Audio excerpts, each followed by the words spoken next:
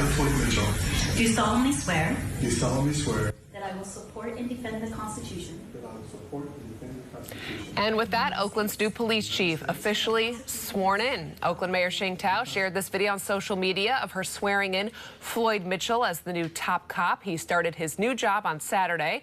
And Mayor Thao is going to join us now here live on Cron 4 News at noon. Mayor Thao, thank you so much for joining us. It's always a pleasure. So let's start with this new chief. Why did you do the swearing in ceremony in private? Well, we are prepping for a more public ceremony, but of course we wanted the chief to be able to come in and get to work. And so stay tuned for the public swearing in. All right, we'll be there for sure. What do you want to see out of the chief from him in the first 100 days as the head of the department? Well, of course, we want to continue to keep crime going down, right? What we're seeing is that Oakland is turning the corner, and the public safety strategies that we've implemented are definitely paying off. And so we're going to continue to be data-driven. And what we're seeing is that after years of rising crime rates, that overall crime is finally going down. And so we're going to push hard and continue to push hard to ensure that this data is moving in the right direction. Of course, there's still much more to be done. At the same time, he needs to meet his new family. And so he is working hard to meet with rank and file every day. And not just that, but of course, learn how to use phones and the basic stuff. We're going to get to all that data about crime in the city in just a few minutes here, but I want to stick with the chief here. What do you think that, or how do you think that the department and the community has responded to him so far taking over? You know, the response have been nothing short of positive. You know, the community, we finally have a police chief, you know, so the community is excited. I know the department and rank and file is excited. You know, stability is going to be key. And Chief Floyd Mitchell is the guy for that job. And so he's going to come in and really be able to mentor this younger generation of OPD officers. Has he made any changes within the department? Has he done any restructuring, any firings? Well, of course, there's no firing that has happened or any of that. But, you know, it's the chief. He's just come on for the, you know, for what now it's been finishing the first week. He's been here a few weeks prior to that. But in regards to shifting of positions or what have you, that will be his prerogative. And of course, things change all the time. And so, you know, he'll have an opportunity to rechange it again in the future. But that is his prerogative. It is his department. All right. So now let's get to all that data you were talking about. We do know that homicides in the town are down, but home robberies are up 110% year to date. So if I own a home in Oakland, how would you explain to me what's going on with that significant increase? You know, I know that it's like, it sounds scary when you say 110% increase, but mind you, you know, you come from already a very small amount of numbers for year to date. And so 1 or 2, which is far too many, I want to be very clear about that, can really tick it up to say 110%. But what I am proud of is that for years, right, even before I came into office, what have you, we've seen crimes on the rise. And so with that being said, our homicides are down by 21%. That means we are saving lives.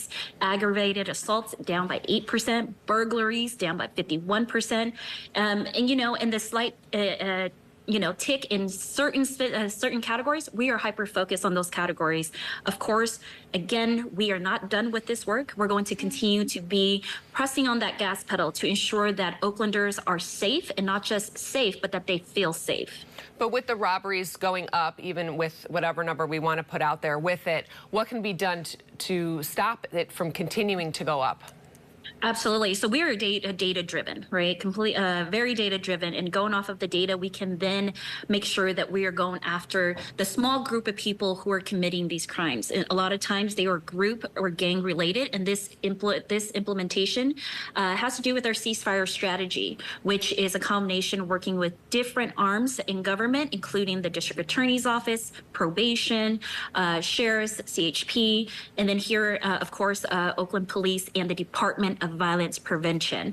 And so all of these, this strategy of ceasefire, which is one strategy, convening all of these different groups are going to be able to utilize the data of where we're seeing the robberies and then be able to tackle it by being very strategic and data driven on figuring out who is actually committing this crime and then going after that group. All right, some more data now. The homeless population count came out. It's done every 2 years. There was an increase in Oakland of 9% in the homeless population, but that is less than the increases of 30% in years past. So there is some success here that should be celebrated. What has changed?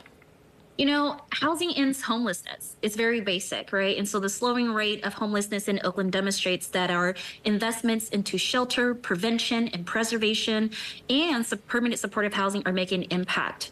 Of course, the resources are not limitless. So this is why it's so important to pass measures such as the measure that was just passed, Prop 1, that the governor put forward, so that we can continue to have this permanent supportive housing for those who can't live on their own independently. And so this 9% increase is actually a significant success. It shows that we are, closing off some of these significant homelessness issues.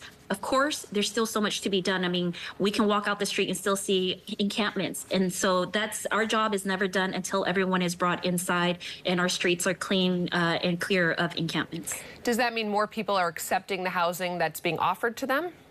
More people are accepting housing, not just that, but that means that, when I advocate at the federal level for vouchers, we're advocating for a place-based voucher so that it's easier for people who do receive the Section 8 vouchers, that they don't have to go and find a landlord that would take it, that it's already attached to housing units. That's one arena. Not just that, but we're looking at how do we actually utilize modular housing as permanent housing, working with faith-based institutions and other institutions to actually build out a lot more quicker here in the city. So all of these different things are working together in conjunction as a comprehensive approach. And we can't just do one thing, right? But what we do need more investments in is the permanent supportive housing. People who we know will not be able to live on their own individually. And so we need that permanent supportive housing, and that's what Prop 1 is helping to do. All right, we saw you celebrating the arrival of the Valkyries. The Golden State team just announced their new WNBA team. We know they're headquartered in Oakland, so they'll be out and about around there, providing some boosts to the local economy there. But what is Oakland doing about getting its own WNBA expansion team? I know that the Valkyries, they are a Bay Area team. So we're excited that, yes, they will be playing at the Chase Center, but we're excited for them to be home base here in Oakland. That means that all of their practice will be here in Oakland. Their front office will be here in Oakland. And so with that being said, of course, Oakland would love to have their own WNBA, but right now we are celebrating the Valkyries and really welcoming them because it's the WNBA. For me, it's exciting to make sure that our young girls are seeing that this is a professional sport that they can actually end up, going into and being a professional NBA player themselves. And not just that, but having that kind of mentorship here in the town. And finally, your budget's going to come out next Friday. Do you want to give us a little bit preview of what we can expect? It's really, it's a hard time, not just for our city, but for many big cities and our state. As we know, we're all dealing with deficits. Last year, we had a historic $360 million budget deficit to close, which is the worst the city's ever seen. And then this year, we have a $117 million deficit that we have to balance out. And so my administration, we're really looking at how we prioritize essential services first in order to deliver a clean and safe city. And so my proposed mid-cycle budget adjustment will be released for the public to review on Friday, May 24th. All right, that's a week from tomorrow. We'll be looking at it. Mayor Thao, thank you so much for joining us here during Crown 4 News at Noon. Appreciate your time. Absolutely. Thank you for having me. Anytime.